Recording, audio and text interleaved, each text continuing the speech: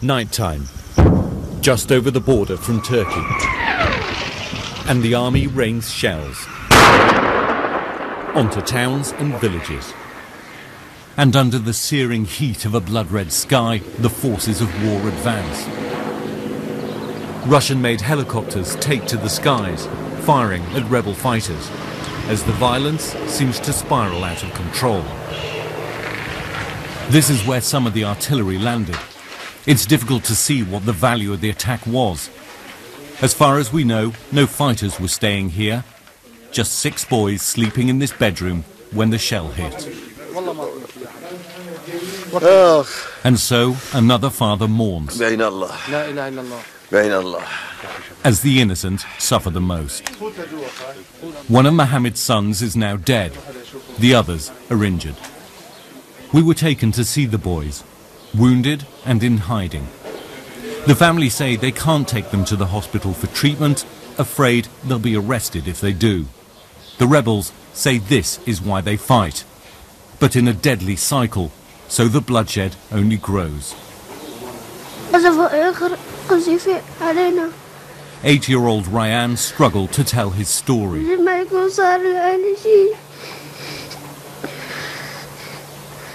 The Syrian army did this to me, he says. The rebels vow revenge as they plan to attack an army checkpoint and base. This is by far the largest group we've ever seen. Hundreds of fighters from the Idlib Martyrs Brigade. And like many here, now getting help from across the border in Turkey.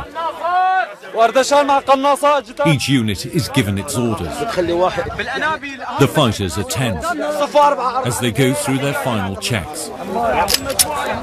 They hope the world will help. But armed with guns and bullets, grenades and homemade pipe bombs, they're no longer waiting for anyone else. And the ceasefire, the UN 6-point plan, has been pushed aside. There have been many massacres here.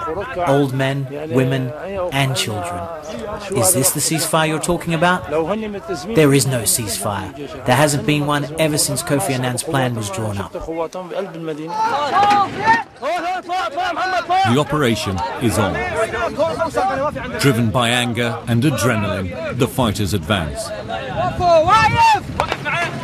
The group ahead has opened fire too early, alerting the army. The fighters throw all their firepower at the military base. Both sides now locked into this conflict. Neither giving way. No turning back. And once again, it looks like the rebel plan has failed because shooting broke out very early. The base responded with heavy weapons, as you've heard, with fire.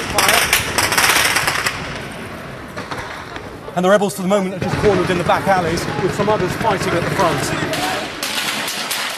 This is a rare insight into what's happening across the north now, as both sides slug it out for control of northern Syria.